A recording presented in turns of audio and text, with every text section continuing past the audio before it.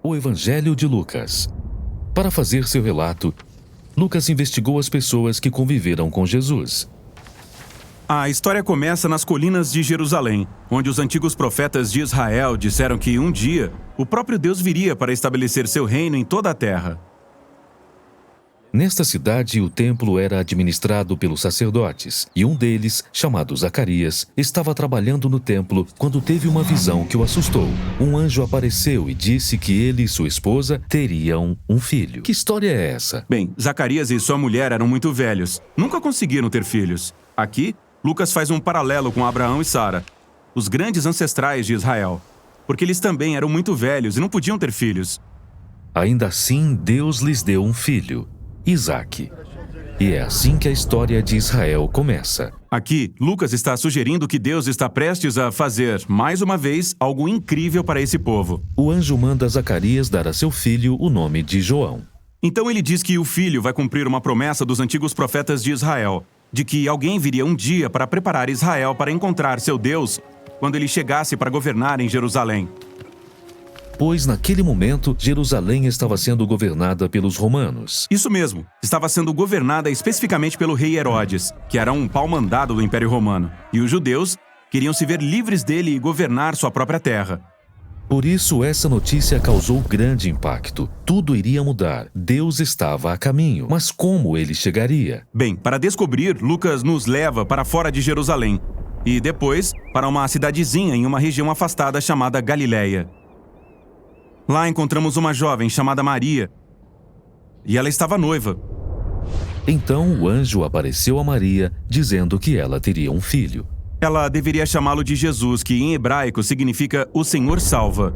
E ele seria um rei como Davi, que governaria o povo de Deus para sempre. Maria pergunta: certo, mas como isso será possível se sou virgem? O anjo conta que o mesmo Espírito Santo que trouxe vida e luz nas trevas em Gênesis capítulo 1, geraria vida em seu ventre. Deus vai se ligar à humanidade por meio da concepção e do nascimento do Messias. Então Maria, vinda de uma cidadezinha remota e de família humilde, seria a futura mãe do rei? Exatamente. Ela chega a cantar uma música sobre como essa reviravolta de seu status social indica o surgimento futuro de uma grande revolução.